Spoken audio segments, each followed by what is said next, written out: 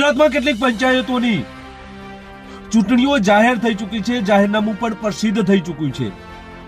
સાતલપુર તાલુકા અને રાધનપુર તાલુકાના કેટલાક ગ્રામ પંચાયતોમાં ફોર્મ ભરવાની તૈયારીઓ ચાલી રહી છે, તો સાતલપુર તાલુકાના બોરુડા ગામે એક પંચાયત સમરસ જોવા મળી રહી છે। આ તમામ પંચાયતની કમાન મહિલાઓના હાથમાં સોંપી દેવામાં આવી છે।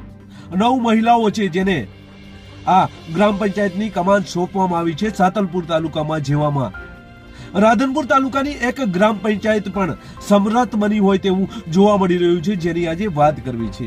નમસ્કાર, ક્રાઇમ આવાજ ન્યૂઝમાં તમારું સ્વાગત છે। હું છું તમારો નાનજીભાઈ ઠાકોર। આમ તો સમગ્ર ગુજરાતના કેટલીક પંચાયતોની ચૂંટણીઓ જાહેર થઈ ચૂકી છે, જેમાં પાટણ જિલ્લાના રાધનપુર તાલુકાના 9 પંચાયતોની ચૂંટણીઓ જાહેર થઈ ચૂકી છે, જેમાં સુલતાનપુરા ઓધવનગર ગોઠની પંચાયત સમસ્ત બની છે। ઠાકોર મનુભાઈ અમૃતભાઈ, ગામ સુલતાનપુરા, જૂથ પંચાયત ઓધવનગર ગોઠ, 2 ગામ વતી બિનહરીફ આપવા બદલ ગામ વતીનો ખૂબ ખૂબ આભાર વ્યક્ત કરું છું।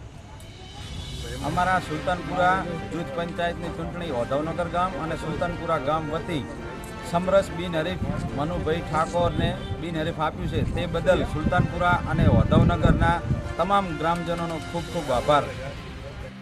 તાલુકાની 9 પંચાયતો છે, જેમાંથી આ એક સમરસ બની છે। આ 9 પંચાયતમાંથી સુલતાનપુરા ઓધવનગર જૂથ ગ્રામ પંચાયત છે અને ગ્રામજનો એકઠા મળી અને ઠાકોર મનુભાઈ અમૃતભાઈને આ પંચાયતની કમાન સોંપવાનો નિર્ણય લીધો હતો ને ત્યારબાદ આ પંચાયત સમરથ બની હોય તેવું આ પ્રથમ વખત રાધનપુર તાલુકામાં જોવા મળી રહ્યું છે। આમ તો સાતલપુર તાલુકાના એક પંચાયત સમરસ બની છે અને તેની કમાન મહિલાઓને સોંપવામાં આવી છે, ત્યારે આ રાધનપુર તાલુકાની આ ગ્રામ પંચાયત પણ